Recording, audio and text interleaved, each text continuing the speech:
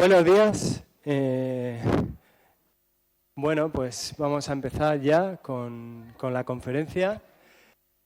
Por favor, os rogaría a los que estáis con los móviles y todo eso, aquí ahí veo muchos alumnos de mi centro, también del centro de Juan Tebar, del Alto de los Molinos. Os rogaría, por favor, los móviles que, bueno, pues los tengáis ahí en silencio.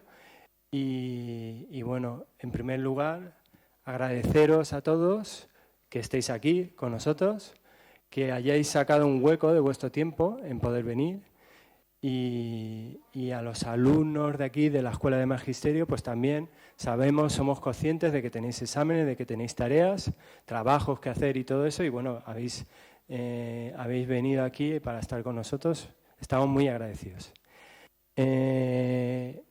También me gustaría agradecer a los profesores que han organizado esta actividad, a todo el Departamento de Matemáticas, a la Facultad de Educación, que ha hecho un esfuerzo por conseguir que venga Pedro Miguel a estar aquí con nosotros y a compartir su conocimiento aquí con nosotros. Entonces, bueno, pues yo estoy también muy agradecido, y la amistad que nos une con Pedro Miguel, pues es algo que yo siempre le agradeceré. Este es el segundo año consecutivo que está Pedro Miguel aquí con nosotros. Son 2 años en los cuales él ha aceptado la invitación que le he hecho. Este favor, pues siempre se lo agradeceremos, y nos ha llenado de historias de las matemáticas que ya veréis cómo se desarrolla, y todas las cuestiones que son capaces de despertar estas historias de matemáticas en la educación matemática y en el conocimiento en general. La trayectoria profesional de Pedro Miguel es muy larga y fructífera.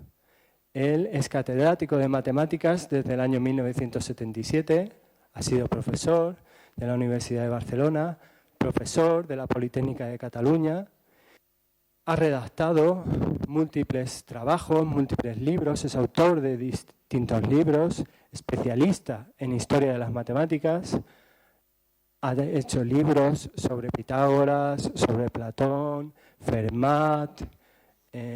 Sus trabajos involucran prácticamente todas las dimensiones del saber. Es algo en lo que él siempre ha trabajado y ha hecho mucho hincapié, en la dimensión cultural de las matemáticas.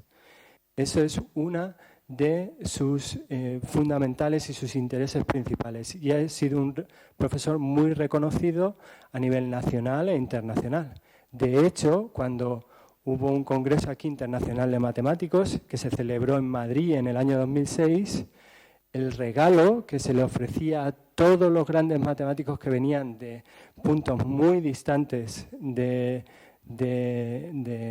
todos los países, pues se les daba un libro que era una traducción, unas obras escogidas de las obras de Arquímedes, a partir de unos manuscritos de Arquímedes que se conservan en el Escorial. Entonces, bueno, pues ese regalo indica la valía del trabajo de Pedro Miguel. Y lo que más me gustaría destacar del trabajo de Pedro Miguel es que su pasión por las matemáticas le ocurre exactamente igual que otros grandes sabios de la antigüedad. Es decir, el libro del universo que decía Galileo está escrito en el lenguaje de las matemáticas. Y eso le pasó a Pitágoras cuando descubrió que las consonancias musicales estaban basadas en razones. Esas razones, con números tan sencillos como el 1, el 2, el 3, el 4, el 5, eran las que definen la consonancia en matemáticas. Eso es algo que siempre ha maravillado a los antiguos y a los científicos en general a lo largo de toda la historia. De cómo Leibniz y Newton son capaces de descubrir con matemáticas cuál es la curva de descenso mínimo. Es decir, son capaces de adelantar lo que va a suceder con unas herramientas matemáticas, con unas ecuaciones. De cómo, por ejemplo, Stanislaw Ulam, que trabajó en el proyecto Manhattan, se maravillaba de cómo unas simples fórmulas escritas en un papel son capaces de cambiar la historia de la humanidad, de cómo se refleja la realidad en esas matemáticas. Einstein, por ejemplo, con su teoría de la relatividad, consigue explicar la anomalía de la trayectoria que sigue Mercurio.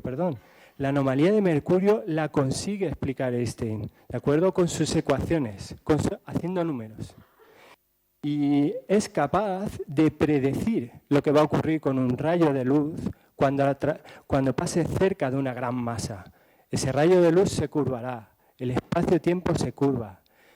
¿Él puede trabajar con el espacio-tiempo? No, pero puede trabajar con las matemáticas que explican ese espacio-tiempo. Y ese es el gran misterio de las matemáticas, es ese. Pero también el gran misterio de las matemáticas consiste en que son un mundo, un universo en el cual la fantasía juega un papel fundamental. Es un mundo donde podemos imaginarnos cosas, y eso es algo muy humano. Eso es algo que es una característica fundamental de nosotros, la imaginación, la creatividad. Somos capaces de inventarnos una serie de cuestiones, inventar un universo que tiene sus propias reglas. Y esas reglas matemáticas están basadas en la curiosidad de nosotros como seres humanos. Y nosotros, como alumnos, nuestra principal arma va a ser la curiosidad. Y los profesores utilizan esa curiosidad para fomentar el conocimiento y la necesidad de saber. Tenemos el ejemplo, por ejemplo, de Cantor, que se preguntó por los distintos infinitos. Es decir, no existe solo un infinito, sino que hay varios infinitos. ¿Alguien puede saber lo que son los infinitos? ¿Alguien puede manejar? ¿Alguien puede trabajar con ellos? En principio no. Pero eso existe en el mundo, en el universo de las matemáticas, eso existe. Entonces, David Hilbert decía que nadie podrá expulsarnos del paraíso que creó Cantor. Y él defendía la existencia de ese mundo imaginario, de ese mundo creativo y muy imaginativo. Entonces, bueno, pues estoy realmente agradecido a Pedro Miguel de que haya aceptado la invitación y espero que este mundo de imaginación, de creatividad, bueno, pues en algunos de los presentes lo despierte, en otros continúe esa necesidad de conocer, de aprender y de imaginarse. Así que, bueno, pues os agradezco la presencia y os dejo ya con Pedro Miguel. Muchas gracias.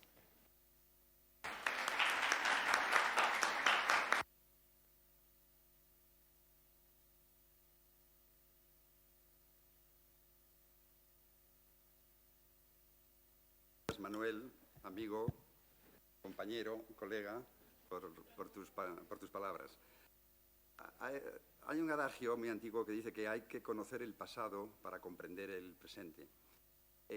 Los matemáticos, esto lo tenemos muy claro.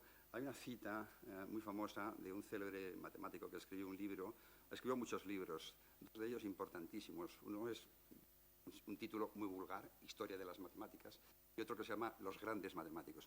La cita dice: ningún tema pierde tanto cuando se le divorcia de su historia como las matemáticas.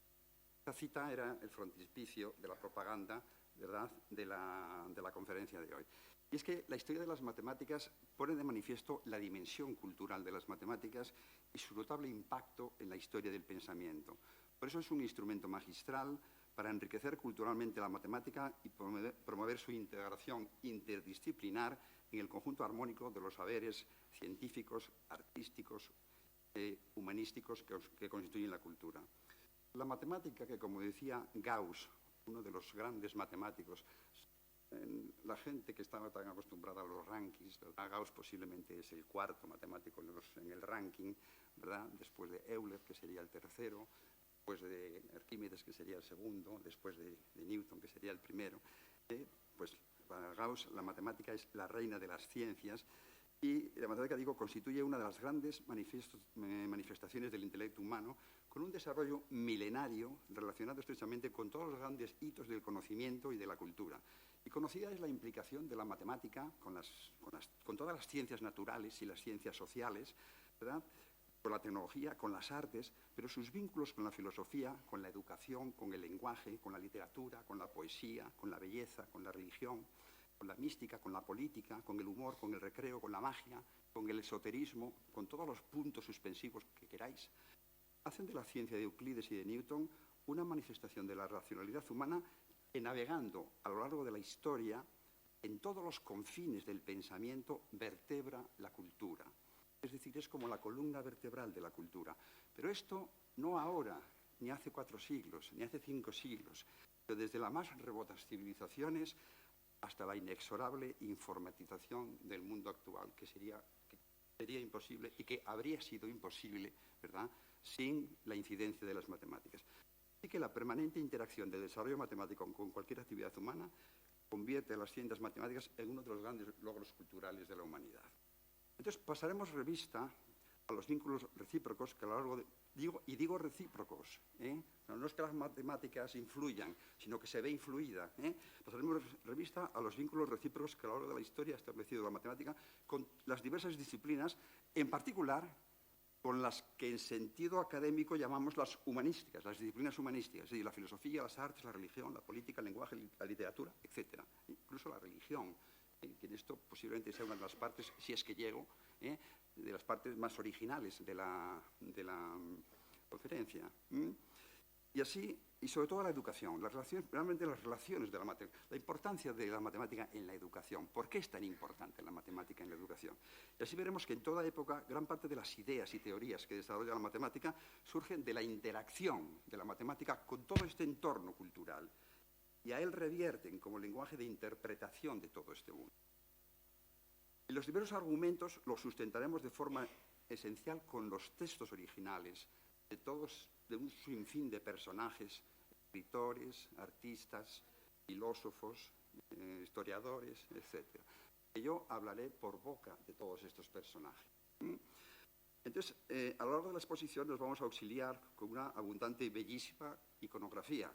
Son piezas artísticas de una gran belleza en la que la matemática o los matemáticos son protagonistas y objetos de expresión. Iconografía en la matemática y matemática en la iconografía. O sea, siempre hablo en términos de reciprocidad. Los matemáticos no somos el sumum de nada, somos el reflejo de la realidad. Esta iconografía sintetizará siglos de tradición matemática y simbólica como muestra palmaria de los íntimos vínculos de los que estoy hablando entre la matemática y la realidad, entre la matemática y la cultura en general. Entrando en tema, digamos, claro, hablar en 60 minutos de la dimensión cultural de las matemáticas es una auténtica quimera, porque cada uno de los temas es de una dimensión casi inconmensurable. Fijaros que digo casi inconmensurable. Acaba de hablarnos Manuel del infinito, de Cantor. Vosotros sabéis que hay infinitos, y no es una tontería ni una paradoja, realmente hay infinitos. Y yo digo casi inconmensurable. Si yo no fuera matemático, diría inconmensurable, diría infinito. Pero los matemáticos nunca hablaremos de la palabra infinito. Después comentaré este tema del infinito. No podemos hablar de infinito. El infinito es una entelequia. Por eso digo casi inconmensurable y me curo esa. ¿Vale? O sea que digo que es casi inconmensurable. Así que nos conformaremos con ciertas pinceladas que nos darán una idea de que la matemática, mucho más que el lenguaje de la ciencia, que es lo que las personas normales, y entre los que me cuento, ¿verdad?, concebimos la matemática. Cuando hable un libro de física, ¿verdad?, lo que vemos son matemáticas. Cuando hable un libro de economía, generalmente lo que vemos son matemáticas. Cuando vemos, según qué libro de medicina, lo que vemos son matemáticas. Un libro de biología, un libro de química, ¿verdad?, lo que vemos son un libro de informática, lo que vemos son matemáticas, fundamentalmente. Pero la matemática es mucho más que eso. También otra parte fundamental de las matemáticas es el instrumento que utilizan los sistemas educativos en todos los países del mundo, independientemente de su régimen político, para enseñar a pensar, sin que los alumnos se den cuenta. Pero es justamente... Por eso están las matemáticas.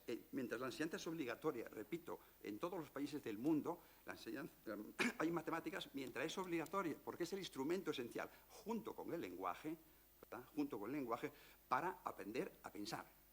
De ahí la importancia que tiene en la educación la matemática, de lo que me extenderé al final, ¿vale?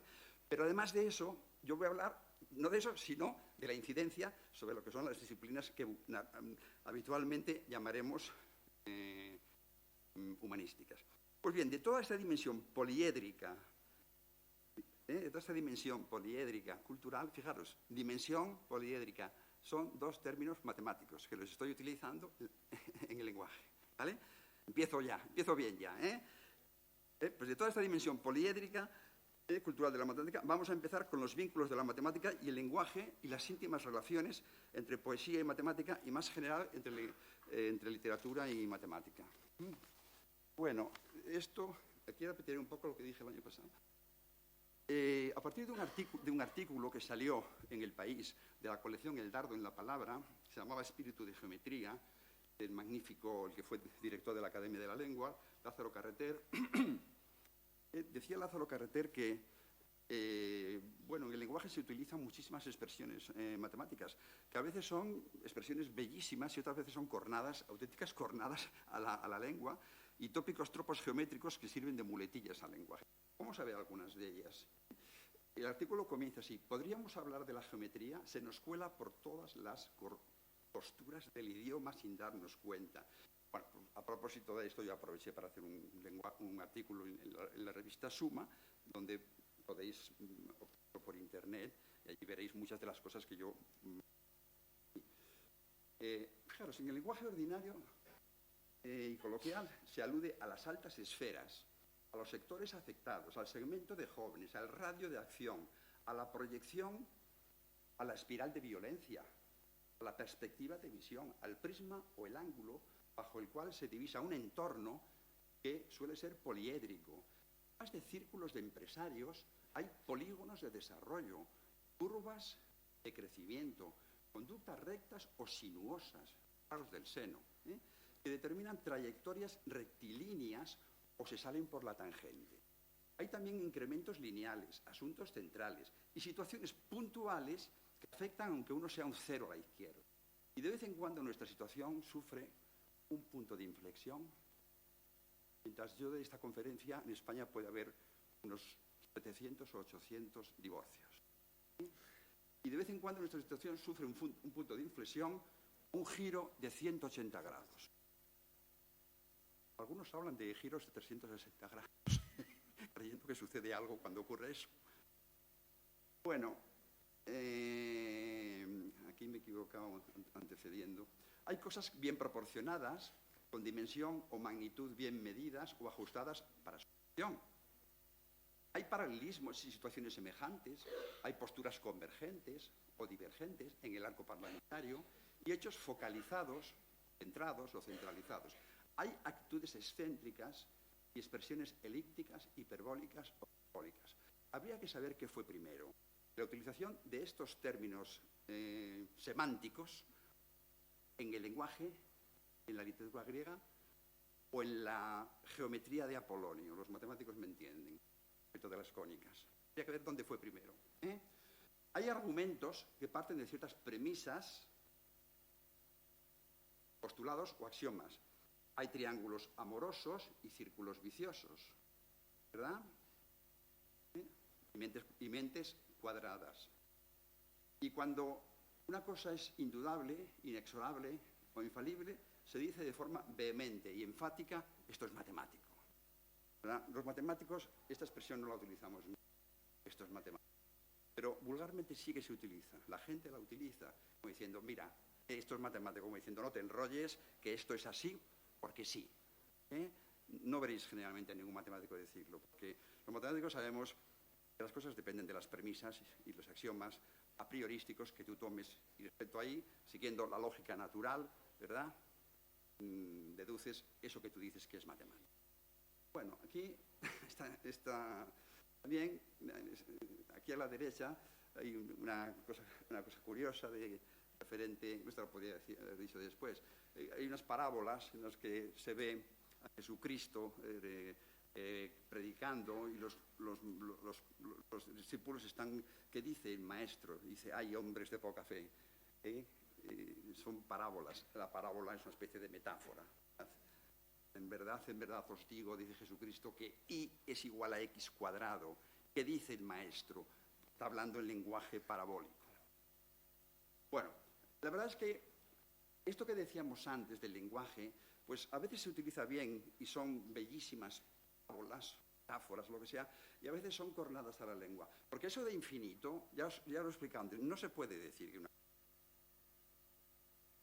Es incorrecto. Eso de la recta final, ¿qué es eso de la recta? No tiene final, infinita la recta. Habría que decir el segmento final. Eso de difícil como la cuadratura del círculo, no. La cuadratura del círculo no es que sea difícil, es que es imposible. Se demostró, Lindemann lo demostró al finales del siglo pasado, que la cuadratura del círculo es imposible. Y a lo largo de toda la historia, infinidad de matemáticos intentaron resolver el problema. Y gracias a eso las matemáticas avanzaron de forma casi inconmensurable. ¿Vale? Aquí se habla muchas veces de la primera y la segunda derivada en un sentido que no tiene nada que ver con el lenguaje matemático. Lo de triángulo, la gente llama triángulo a tres cosas. No, cuidado. Un triángulo son tres cosas que no están alineadas o alienadas. Si tuviera tiempo, habría la diferencia entre una cosa y otra. En cuanto a lo de círculo vicioso, ya lo hemos hablado. Y bueno, circunscribir o circunferir, también se confunde mucho en el lenguaje ordinario redondo por circular. Cuidado. La gente llama redondo o a lo circular, y a veces al revés. Pero bueno, es igual. Lo importante es que nos entendamos en la comunicación, aunque se cometan estos errores de este tipo. Entramos un poquito en la literatura. Mirad, siempre que se comenta la influencia recíproca de la matemática con los diversos aspectos de la cultura, resultan muy oportunas, y yo os lo recomiendo a todos, una obra de Spengler. Spengler es un célebre matemático, pero no se le conoce como matemático, sino como ensayista de éxito, de muchísimo éxito, de ahora justamente hace un siglo aproximadamente, ¿verdad? Escribió un libro que se llama La decadencia de Occidente, que todos lo podéis encontrar en la colección Austral, ¿verdad? Y en este libro él plantea la historia como una sucesión es un libro muy original, es una teoría muy original, la historia como una sucesión de ciclos culturales. Y el primer capítulo, como era matemático, quería dejar ahí su impronta, lógicamente. Se llama... bueno, no me acuerdo del título, pero habla de los números, habla de los números. El sentido de los números, el sentido de los números. Y es un capítulo increíble. Hace una historia de las matemáticas en unas 80 páginas, que es impresionante. Unas frases, ¿verdad?, que se queda uno anonadado y de lo que uno puede aprender allí. Y a este hombre, por ejemplo, aquí están las páginas, que me he pasado, dice, el sentimiento de la forma en el poeta, escultor, pintor y músico es esencialmente matemático.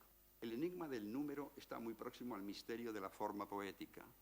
El matemático genial tiene su puesto junto a los grandes maestros del verso, de la fuga, del cincel y del pincel. Unas frases emblemáticas que nos dan una idea de los estrechos vínculos entre las matemáticas y la literatura, entre las matemáticas y la poesía.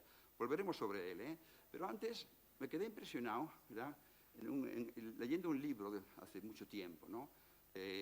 Charlas sobre educación y pedagogía infantil en Losada, es una editorial argentina muy buena. Dice, ¿viste este hombre? Alain es el seudónimo de este escritor, ¿verdad? Dice, en la educación infantil bastaría con enseñar geometría y poesía. Fijaros lo que dice, Mirad, poesía y matemática comparten no solo la medida, en el caso de los versos rimados, sino en todo caso, poesía y geometría comparten la armonía, la belleza, el juego, el artificio y la creatividad. Son elementos comunes plenos de analogías y paralelismos que conforman lo que podríamos llamar, en términos matemáticos, la topología de un territorio común, poesía y geometría. Por eso muchos poetas y matemáticos han comparado, pero muchos, la experiencia de demostrar un teorema con la de construir un poema. En ambas se puede alcanzar un sublime estado anímico, casi místico, que irradia la armonía y la belleza. Aquí en este libro que comentamos antes de Spengler, aparece la célebre frase de Weierstrass, que yo solamente, aparece por internet, aquí, pero a mí me gusta citar. Pero ¿dónde? Esa frase es muy bonita, pero ¿dónde aparece? Pues Spengler nos la cita. Un matemático que no tenga también algo de poeta no será nunca un matemático completo. Siguiendo con estas, hay también, muy interesante, D'Alembert es uno de los grandes personajes de la historia, ¿verdad? No solo como matemático, es el teorema fundamental del álgebra, lo plantea él por primera vez, ¿verdad? Sino por escribir nada menos que lo que es, de alguna manera, el padre y la madre intelectual de la Revolución Francesa, el discurso preliminar de la enciclopedia, junto con Diderot. Y dice D'Alembert es un hombre que tiene muchísimo mérito, porque es un hombre huérfano, no conoció padre ni madre, fue recogido. En fin, la imaginación no actúa menos en un geómetra que crea que en un poeta que inventa, aunque operan de manera diferente sobre su objeto. El primero lo desnuda y analiza, y el segundo lo compone y embellece. Y después, una frase que a mí me impresionó tanto, es una experiencia personal, os digo, que me indujo a meterme en la historia de Arquímedes como personaje histórico. Dice, de todos los grandes hombres de la antigüedad, ¿es acaso Arquímedes el que merece figurar al lado de Homero? Yo tuve que estudiar un poco más a Homero de lo que yo conocía, aparte de la Ilíada y la Odisea. Pues que yo lo llamo la Odisea liada, ¿no? Mezclando a las dos obras, ¿no? Y efectivamente, lo de Arquímedes es impresionante. Es un personaje, aparte de intervino en todos los acontecimientos políticos y militares de su época, en la Segunda Guerra Púnica, y bueno, pues yo os invito a meteros en la vida de este personaje, creo que es increíble, ¿no? Lo que hizo este hombre. Siguiendo otra vez con Spengler y lo que dice de Goethe, ¿verdad? Goethe para mí es pues, el Cervantes alemán o el Shakespeare inglés, ¿no? Y el Shakespeare alemán también, ¿no? Dice, el matemático no es perfecto, sino cuando siente la belleza de... Y poniéndonos ya un poquito más cerca, ¿no? Con Fernando Pessoa, en las poesías de Álvaro de Campos es el heterónimo. Una cosa, casi todo esto está en Internet, en mi Facebook. El binomio de Newton es tan bello como la Venus de Milo. ¿Sí? ¿Vosotros qué creéis? Aquí lo tenéis. No me digáis que no. ¿Puede haber algo más simétrico que esto, más bello que el... Ahí tenéis el binomio de Newton. ¿Pero por qué es tan bello? Porque antes estuvo Tartaglia, haciendo el triángulo de Tartaglia. Y Pascal, ¿por qué no sabemos si es de Tartaglia o de Pascal, o de los dos? En aquella época que había tantas dificultades de comunicación, posiblemente Pascal lo hizo sin conocer lo de Tartaglia. O sí. Bueno, y otro personaje impresionante, Paul Valéry, ¿verdad? Que aquí, en el prólogo, Paul Valéry estudió matemáticas, un gran literato de su época, y hace el prólogo de este libro muy recomendable, que aunque diga el número de oro, es un libro más bien de poesía, es un libro más bien de literatura. Y dice, ¿qué poema el análisis del número de oro? Un libro que se acaba de reeditar ahora en estos momentos. Bueno, yo os digo que en algunos matemáticos como los pitagóricos, con sus versos dorados, Platón, Callan, Luca Pacioli, Descartes, Boole, Hamilton, Weierstrass, Lewis Carroll, porque Lewis Carroll era matemático antes de escribir Alicia, Poincaré, Hardy y otros encontramos una gran dosis de poesía. Mientras que en otros poetas como Dante, Novalis, Goethe, Pessoa, Valéry, ya lo hemos dicho, Alberti, Ferrater, la polaca podría ser, perdón, y otros, hallamos un complaciente acercamiento a la matemática. El famoso poema de Alberti, dedicado a la divina proporción, por mencionar uno de los nuestros, ¿verdad? Es un poema que describe en versos, en decasílabos, lo que es la divina proporción, de la que hablaremos de soslayo después, porque es una cosa muy conocida, ¿no? En la cuestión de matemática y arte. ¿Se puede describir de una forma tan bella lo que es la divina proporción? Este poema lo escribió Alberti cuando estaba exiliado en Argentina, como, de cierto modo, exordio o prólogo para la obra La Divina Proporción, que es una obra cumbre de las matemáticas, aunque es una obra mística, como hablaremos después, de Luca Pacioli. Es una obra más que dedicada a la misma proporción, dedicada a los poliedros, en la que dejó su impronta Leonardo con unos dibujos que han pasado a la historia preciosos sobre los poliedros. Bueno, y un poco, ya para terminar esta parte de literatura, fijaros lo que dice Ernesto Sábato. Dice, la primera vez que asistí a la demostración de un teorema, sentí que entraba en un universo perfecto y transparente. Del caos ingresaba al orden. Aunque no lo podía saber entonces, acababa de descubrir el universo platónico, perfecto, incorruptible y eterno, ajeno a los horrores de la condición humana. E intuí que esos teoremas eran como majestuosas catedrales, bellas estatuas en medio de las derruidas torres de mi adolescencia. O sea, yo la primera vez que leí esto, que tenía yo por entonces 20 años, así debía tener, me quedé anonadado. O sea, entendí muchos aspectos de mi adolescencia. O sea, pensé que no era un sujeto único, que le pasaban cosas en la adolescencia. Y que si le pasaban a Sábato, teniendo presente quién era Sábato, pues me quedé absolutamente anonadado, lo que dice Sábato. Los temas de la adolescencia se podían neutralizar un poco con los teoremas y todo eso. Entendía la misión que podía tener la matemática en muchas personas. Y lo de Spengler, volvemos otra vez, ya es impresionante. Dice Spengler, el momento en que comienza, Spengler habla, pero más atrás, en la infancia. ¿Qué significa? ¿Qué significa entrar en este mundo? En este mundo, ¿no? El momento en que comienza la comprensión del número y del idioma, el número y el idioma, las matemáticas y el lenguaje. El momento en que comienza la comprensión del número y del idioma se caracteriza por una profunda experiencia íntima, verdadero despertar del yo que de un niño hace un hombre, un miembro de una cultura. En ese momento se produce un sentimiento súbito y casi metafísico de temor y respeto a lo que significa en profundidad las palabras medir, contar, dibujar, formar. O sea, son experiencias que dejan una impronta para toda la vida. Bueno, ya dijéramos, para un poco neutralizar esta cuestión, esta visión apocalíptica, ¿no? Pues voy a leer algunas cosas bonitas. Dice, que están en los libros de matemática recreativa, dice, vais paralelos lenguaje y geometría, con un punto supremo de armonía, juntas están matemática y poesía. Y un pareado anónimo dice, algunos dicen que la ciencia matemática es prosaica, pero nada hay tan bello como la fórmula algebraica. Matemática en el Quijote, ¿qué voy a hablar que no sepáis en la tierra del Quijote? No os voy a decir. Todo lo que dice aquí lo sabéis de sobra, lo paso.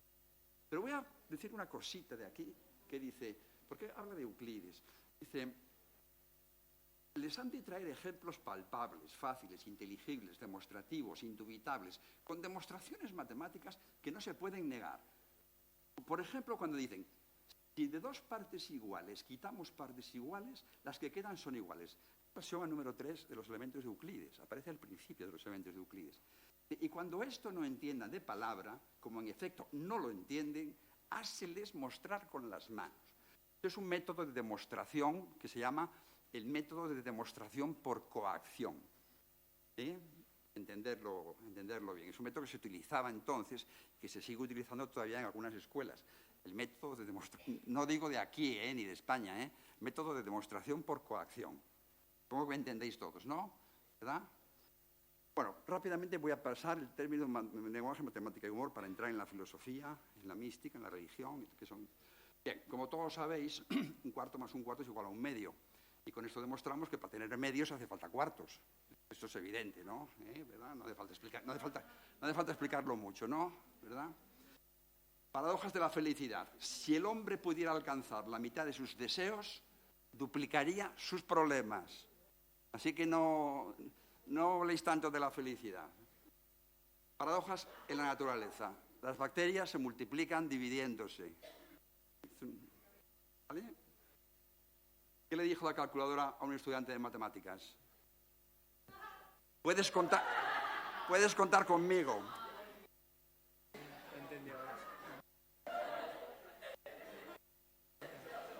¿Te gustan los polinomios? Sí, pero solo hasta cierto grado. Esto no es ninguna tontería. Y esto se lo digo a los profesores.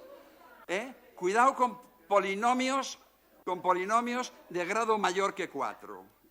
Cuidado con polinomios de grado mayor que 4. Las 4 reglas del matrimonio: suma de obligaciones, resta de libertades, multiplicación de responsabilidades, división de bienes. ¿Vale? Problemas entre amigos. 2 amigos. ¿Y ahora cómo arreglamos todo esto? Yo me lavo las manos como Pitágoras. Querrás decir como Pilatos. ¿Qué pasa? ¿Que Pitágoras no se lavaba las manos o qué?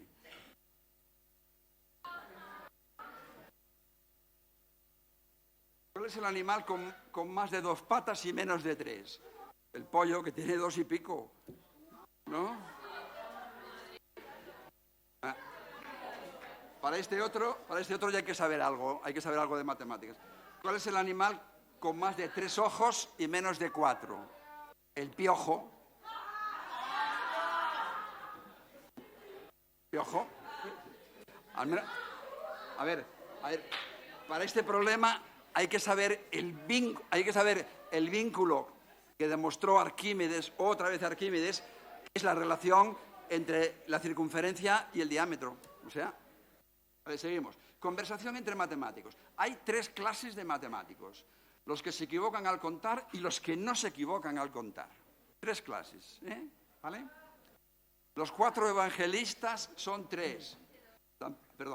Los 4 evangelistas son 3: San Pedro y San Pablo. ¿Vale? 3, San Pedro y San Pablo.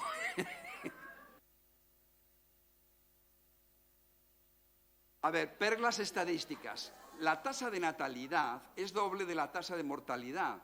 Por tanto, 1 de cada 2 personas es inmortal, ¿no? Todos los políticos prometen, antes de salir elegidos, subir los sueldos de forma que nadie cobre por debajo de la media nacional. Desde la extrema derecha hasta la extrema de izquierda, en todos los países del mundo democráticos, en Corea del Norte no, claro, y en Venezuela tampoco. Todos los políticos prometen salir elegidos, subir los sueldos de forma que nadie cobre por debajo de la media nacional. No tener hijos, este es muy bueno también, no tener hijos es hereditario. Si tus padres no tuvieron hijos, lo más probable es que tú tampoco los tengas.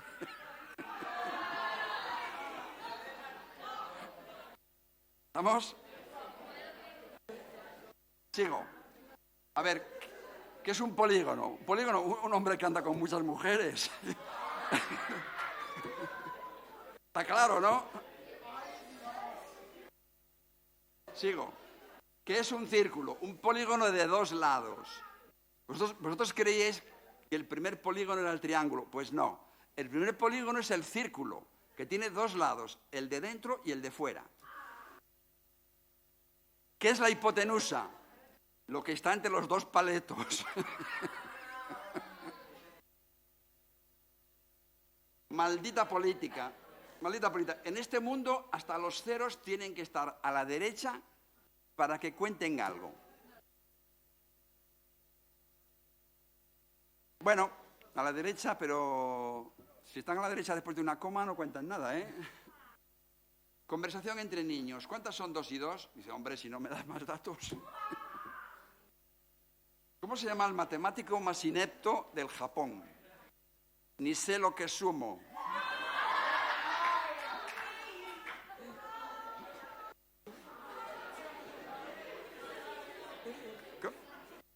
Dilo. Dilo en alto. ¿Cómo se dice 99 en chino?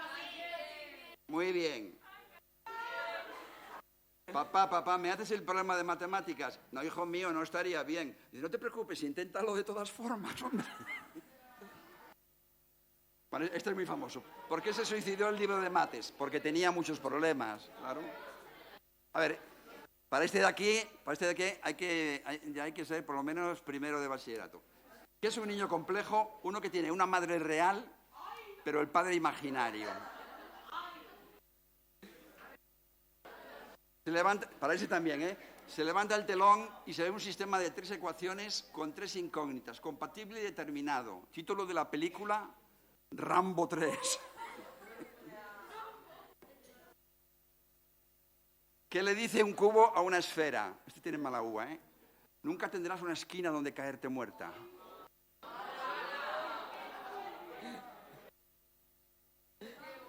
Yo antes no tenía ni idea de matemáticas, pero ahora he dado un giro de 360 a la situación.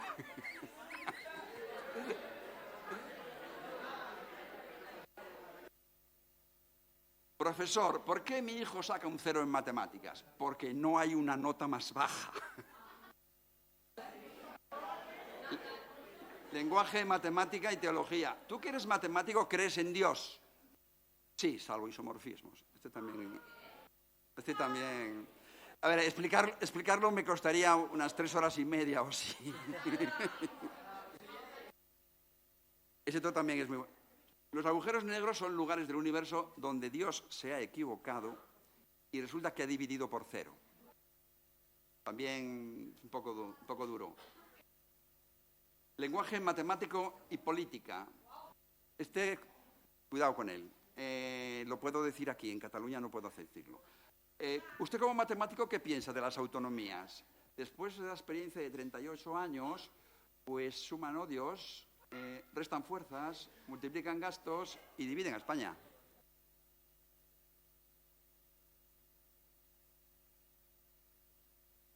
Sigo.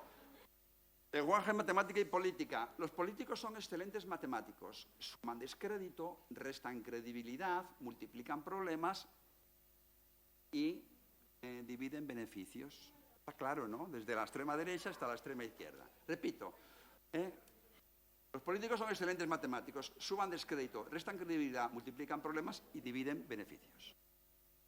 Bueno, y ahora ya estas son muy famosas. Lenguaje, matemática e ingenuidad.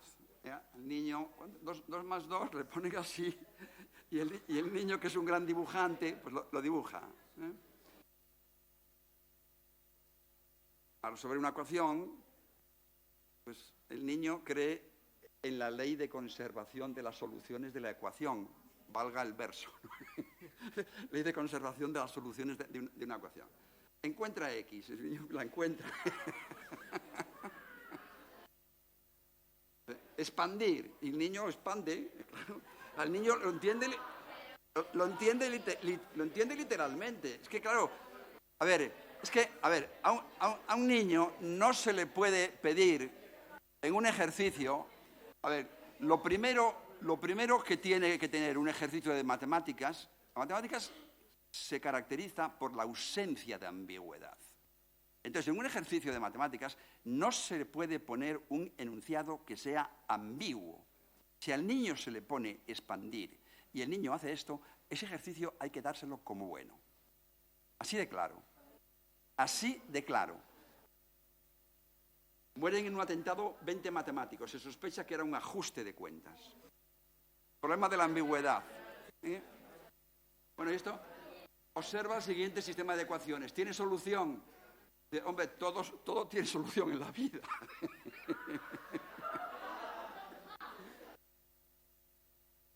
Bueno, y aquí hay todo un despliegue. Algunos no se ven. Raíz de 2 partido por 2 es igual a raíz. Vale, pues bien. Y seno de X, pues se resuelve y después de despejar, pues sale que 6 igual a 6. Es cierto. En catalán es cierto. 6 igual a 6. Y esto, cuidado, esto que no se ofendan. Dice... lenguaje, matemática y religión. Un momento, ¿qué es esa mierda? Si dejé de que me apuntasen a religión fue para rascarme los cojones, no para dar más matemáticas. pido disculpas, pido disculpas. Aquí, a ver, ¿cómo quiere su corte de pelo? Como la función exponencial. Vale, no hay ningún problema. El de la derecha es un poco más complicado. Y esto de infancia, esto es entrañable, ¿no? Me limpias toda la casa, Pitágoras. Pitágoras. Y este es muy bueno. A ver, Gonzalito, si estudiaste qué figura es esa, es un hexágono. Muy bien, Gonzalito. Y a la derecha están los funcionarios. Los inspectores, perdón si hay algún inspector. Sí, en esta escuela nos sobra el material didáctico. Está en el techo el material didáctico. ¿Qué os parece? Vale, y ahora viene el lenguaje matemático y el amor. Lo paso rápido, porque esto es problemático. No es nada problemático. Hay mucha simbología matemática, muchas ecuaciones para los corazones. Esta es una de las más famosas. Pero todo el día pensando en números, en cifras, en cuentas, en cálculos matemáticos, en porcentajes, no te das cuenta de cuánto daña eso nuestra relación. Sí, un 63%. Las matemáticas nos cuentan 3 historias de amor tristes. Las líneas paralelas, las que nunca llegaron a conocerse, las líneas tangentes, las que estuvieron juntas pero tuvieron que separarse para siempre. Y las asíntotas son las que se acercaron cada vez más pero nunca pudieron estar juntas. Este sería el lenguaje matemático y romanticismo, más bien. Se plantea una declaración, el chico borra y al final I love you. Esto, bueno, lenguaje de matemáticas en inglés. Esto es un límite en el amor. Esto, bueno, fijaos qué regalito más bonito, en este caso de un chico a una chica. Unos pendientes donde aparece nada menos que una ilustración del teorema de Pitágoras. Realmente se puede decir una ilustración. Fijaros que digo una ilustración, no una demostración. Es muy diferente, una ilustración de una demostración. Justamente el teorema de Pitágoras, tal perteneciente a Pitágoras propiamente. O sea, de los cientos de demostraciones del teorema de Pitágoras, esta pertenece a Pitágoras. El amor es como los números, puede ser natural, irracional, complejo o racional, pero lo más importante es que sea real. ¿Aparecen todos los...? Qué bonito, ¿verdad? Mi amor hacia ti es como un teorema, porque hay muchas formas de demostrarlo. Ay, qué bonito. Y esto, lenguaje, en cambio, para el erotismo también.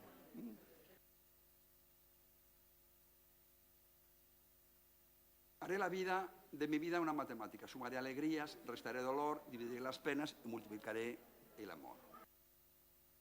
Y fijaros, este sí que es importante y es para que respetemos las opiniones de los demás. Porque muchas veces las opiniones dependen de cómo se concibe la vida, de cómo vemos la realidad. Nosotros, no existe la realidad. En realidad, existe... Cada persona ve la realidad de una forma determinada, de acuerdo a su experiencia, de acuerdo a su edad, de acuerdo a sus vivencias. Es que esto es así, lo que decíamos antes, es que esto es matemático. No hay nada que sea matemático. Es decir, que visto un 6, según desde la posición que tú lo ves, puede ser un 6 o puede ser un 9.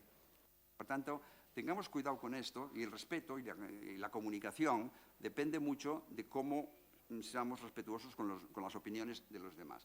Cada persona habla desde su propia perspectiva. O sea, esta ilustración daría para toda una conferencia en estos términos. Bien, entramos ya en la parte más importante de la conferencia, que es matemáticas y filosofía. Aquí he puesto una cosa muy rimbombante, que es matemática en la filosofía y filosofía en la matemática.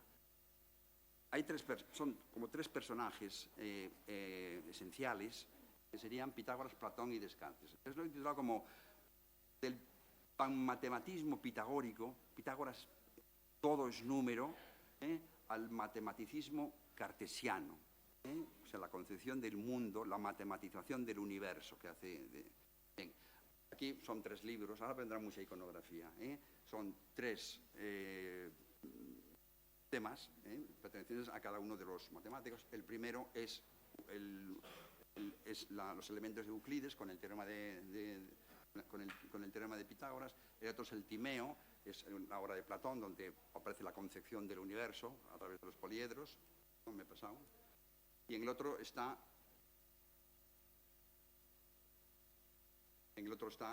la geometría de Descartes, donde está el famoso teorema de Pappus, con el cual Descartes demuestra que su obra, la geometría, resuelve todos los problemas de los antiguos. Bueno, 2 citas de dos filósofos en relación con las matemáticas. Las matemáticas deberían ser consideradas como el alfabeto de toda filosofía. Es de Leibniz. De Leibniz podría hablar. ¿Se oye? Voy a hablar. Y de Bacon, que dice: los matemáticos tienen tanta necesidad de los filósofos como los filósofos de los matemáticos. Bueno, mirad una cosa, las matemáticas las convenciones matemáticas se formaron con muy complejos procesos históricos desde los tiempos más primitivos, donde concepciones y cuestiones, de esto sabe mucho Manuel, ¿verdad? Por las cosas que él ha publicado, cuestiones de tipo artístico y cuestiones de la necesidad de buscarse la vida en pleno neolítico, o sea, cuando el hombre empezó a sentarse en algunos lugares, ciertos trabajos que realizaban a la hora de buscarse la vida y todo esto, ¿verdad? Ahí aparecieron las primeras cuestiones de tipo geométrico.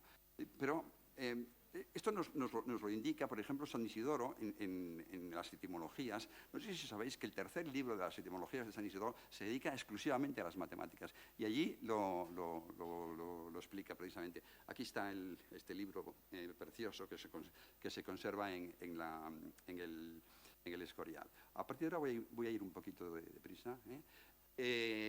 Las matemáticas se desarrollan entonces, como os digo, en pleno... de alguna manera nacen en pleno neolítico, ¿verdad? Las matemáticas primitivas, pero ya se desarrollan de una forma considerable en Egipto. Tenemos el papiro de Rig, donde aparecen unos desarrollos matemáticos muy considerables, ¿verdad? En Egipto aparece el teorema de Pitágoras. El teorema de Pitágoras no es de Pitágoras propiamente, sino que en las civilizaciones de Egipto, en Mesopotamia, en la India, hay conocimientos muy profundos del teorema de Pitágoras, pero son conocimientos de aplicación propiamente del teorema, son matemáticas empíricas propiamente, ¿eh? Aquí lo tenéis.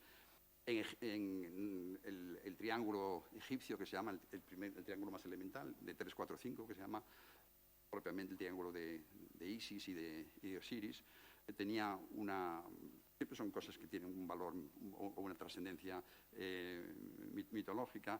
También en la Biblia, justamente en los libros de las crónicas y en el libro de los reyes, aparece el número pi, un valor muy vulgar del número pi, casi como el número 3. Es decir, que la geometría siempre ha tenido como una incidencia en las construcciones y en los trabajos de los hombres. El teorema de Pitágoras también en la India había los Sulva-sutras. Sulva significa cuerda y sutra, no hace falta que os lo pregunte, todos sabréis bien, ¿verdad?, lo que significa sutra, ¿verdad? Entonces sería manual de las reglas de la cuerda, con lo cual los indios, de alguna manera, desarrollaban una geometría ritual en la planificación de templos y de altares. En Mesopotamia se han conservado tablillas de arcillas. Bueno, la cuestión es que todos ellos desarrollaron una geometría y una aritmética. Aquí tenemos, por ejemplo, la numeración. El tema de la numeración tiene una trascendencia enorme. Fijaros lo que significa el sistema de numeración posicional. Yo creo que es uno de los grandes descubrimientos. El hecho de que con una serie de cifras nada más se pueda escribir cualquier número y, sobre todo, más que escribir, no solo realizar cualquier operación. Si yo os planteo a vosotros, por ejemplo, multiplicar 43 por 72 en números romanos, menudo problema os planteo, ¿verdad? Es un problema terrible, para mí también o para cualquiera, pero con el sistema de numeración posicional que tenemos, que se apreció inicialmente en Mesopotamia, en sistema sexagesimal, y los indios lo redujeron y los árabes lo trajeron a España, pero lo tenían los mayas también. O sea, fijaros lo que resolvieron. Bueno, en China también tenían resultados sobre el tema de Pitágoras. Bien, ¿por qué digo esto? Realmente esos pueblos prehelénicos, ¿verdad?, tenían toda una matemática muy desarrollada, pero la idea de matemática propiamente, como la conocemos, la matemática racional, apareció en Grecia en un momento histórico concreto.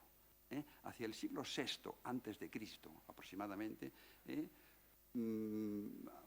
un elemento simbólico que es una oración que hizo Renan a los pies de la Acrópolis, una cosa muy casi que se ha vuelto mitológica, como os digo, unos 6 siglos aproximadamente antes de Cristo. Este centro de gravedad pasó de Egipto, Mesopotamia, la India y China hacia posiblemente el régimen democrático entre comillas, naturalmente lo favoreció. Se habla entonces de un milagro griego, pero no en sentido místico como un efecto sobrenatural de un poder divino superior a las fuerzas humanas, sino como la aparición inesperada y sorprendente de un hecho cultural en que las fuerzas humanas, presididas por la razón, buscarían la explicación lógica del cosmos, tomando como centro el propio hombre, ¿no? Es decir, el espíritu oriental, confuso y desordenado, da paso a la ordenación lógica del conocimiento, que al humanizar la religión, humaniza a sí mismo la naturaleza e introduce en esta el concepto de ley inexorable que rige los fenómenos naturales, haciéndolos independientes de los caprichos de los dioses, y complementando la observación empírica con el razonamiento lógico, separando la religión de la ciencia. En sociedades orientales habían sido los dos extremos simbióticos del eje de rotación de la vida, y haciendo de la matemática una ciencia racional y universal, y de la geometría el núcleo medular del conocimiento. La matemática prehelénica tenía un carácter instrumental. En cambio, los griegos hacen matemática por el mero honor del espíritu humano, una frase que la he sacado de Jacobi, precisamente, pero para describir exactamente lo que hicieron los griegos. Bien, y en esto Pitágoras juega un papel fundamental.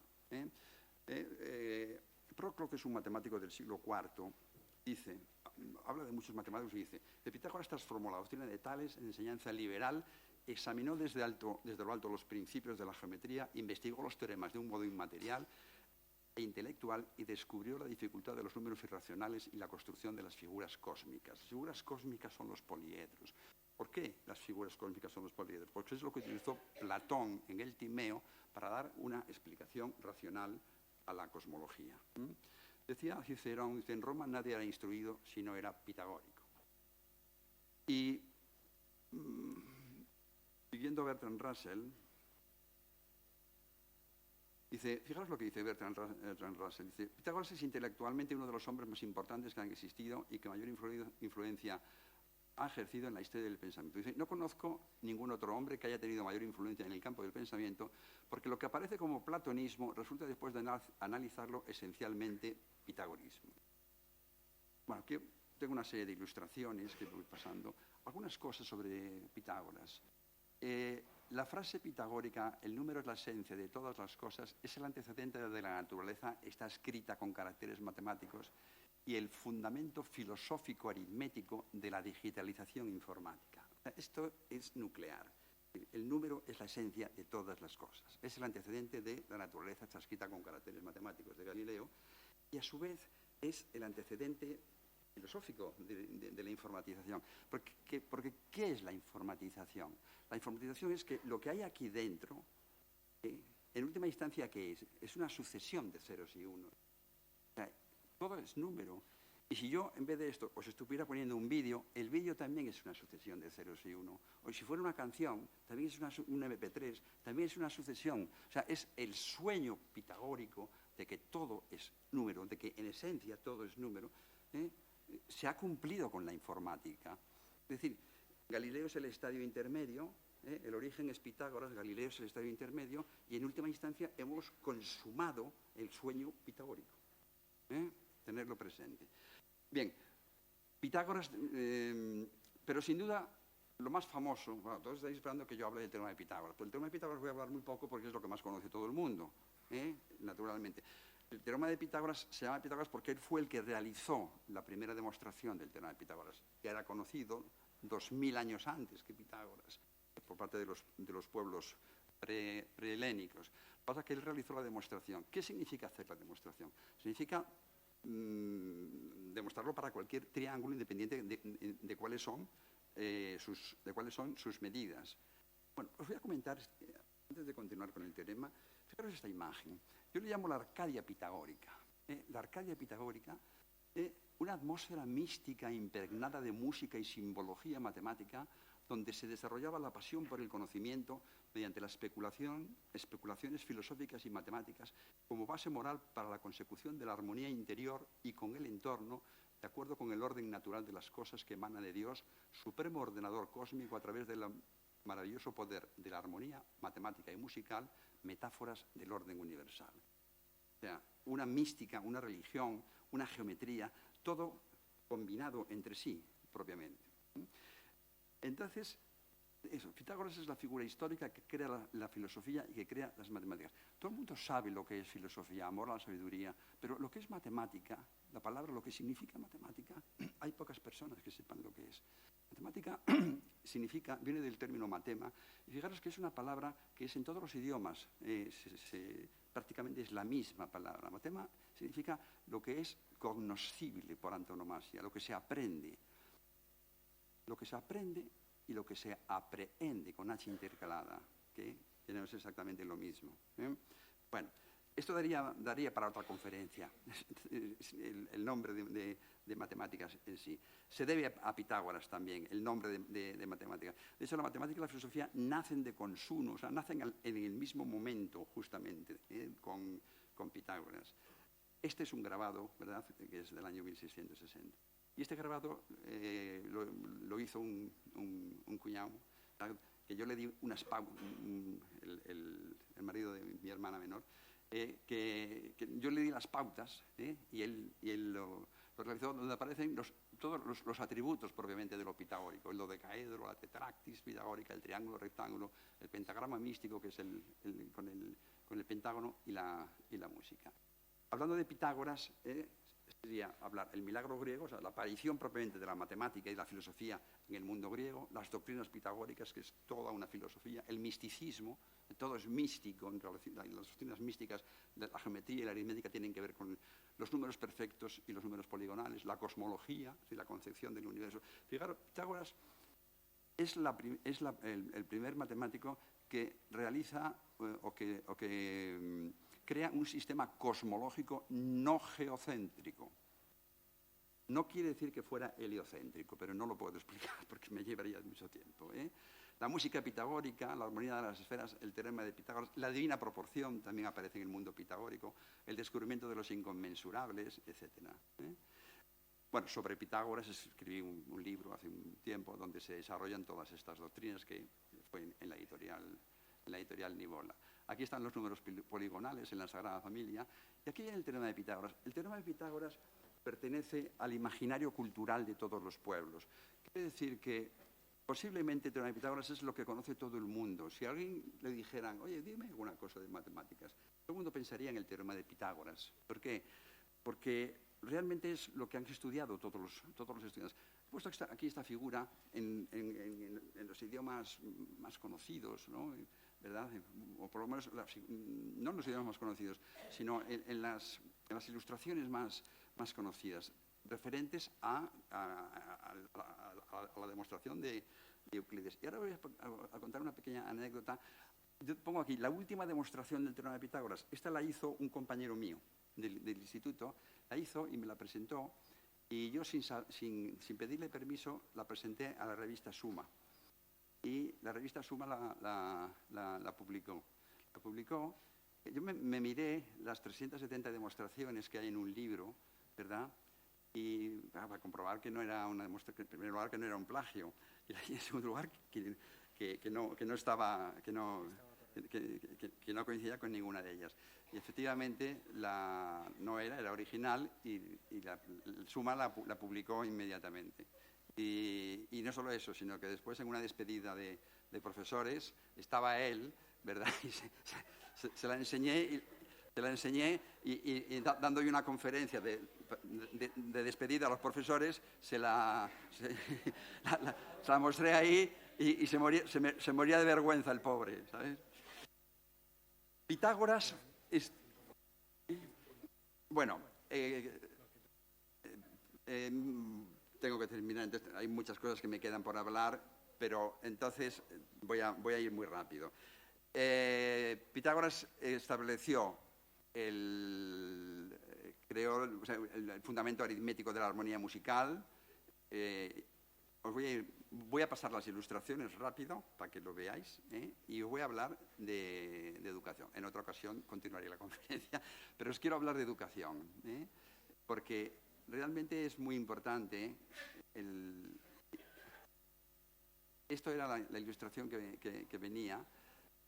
Me tocaba hablar de Platón. Mira, Platón dice: conferimos a las ciencias matemáticas el poder dialéctico de ascender de la caverna a la luz, de lo visible a lo inteligible, de los sentidos a la esencia, por medio de la inteligencia. Por estas artes puede elevarse la mejor parte del alma a la contemplación del mejor de los seres. Mirad lo que dice la aritmética, Platón. es un estudio necesario al filósofo para que emerja del mundo perecedero hacia la esencia de las cosas. La aritmética conduce el alma hacia lo alto y fuerza el alma a servirse de la inteligencia pura para alcanzar la verdad en sí. Queda pues adoptada como la primera ciencia para los estudiantes. Esto es la aritmética. Dice Platón, estamos hablando del siglo IV antes de Cristo, en la República, del siglo IV antes de Cristo. La geometría nos conduce a una contemplación más factible de la idea de bien. La geometría es una ciencia de lo que siempre es. Conduce el alma hacia la verdad y dispone la mente del filósofo para que eleve su mirada hacia arriba. Que sea, pues, la segunda ciencia de nuestros jóvenes. Mirad una cosa. 5 minutos. Mirad, el matemático que sigue sobre el papel el razonamiento estrictamente teórico de su ciencia puede descubrir que en cualquier momento que en realidad ha estudiado las leyes de algún campo de las ciencias. Entonces, apenas hay campo de las matemáticas que no haya penetrado, como una ley tan inexorable como la gravedad. Parece que la matemática es el pegamento que unifica el mundo racionalizado de Descartes. ¿Pero por qué? Pues mira, por la capacidad que tiene la matemática, atended bien, para manejar la cantidad y la extensión, la regularidad y la disposición, la estructura y la implicación, la inducción y la deducción, la invención, la lógica y la intuición, la curiosidad y el descubrimiento, el análisis y la síntesis, la abstracción y la concreción, la interpolación y la extrapolación. Esta aplicabilidad universal de la matemática y su función social justifican la dedicación y la inversión pública en el estudio de todas sus ramas. Las cualidades inherentes a las matemáticas que se han reseñado justifican ampliamente la importancia de la matemática en la educación, que obliga a que esté presente junto con el lenguaje desde los primeros momentos de la escolaridad hasta el final de la enseñanza obligatoria en todos los sistemas educativos.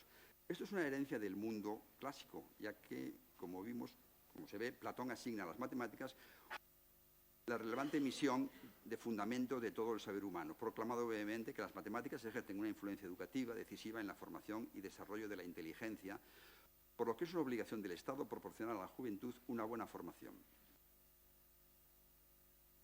La misión de las matemáticas en la enseñanza secundaria es, ante todo, la de cooperar con otras disciplinas del saber a desarrollar en el alumno unas capacidades que le permitan entender el complejo mundo actual, dotándole de instrumentos lógicos y metodológicos mediante los cuales pueda seguir racionalmente una argumentación.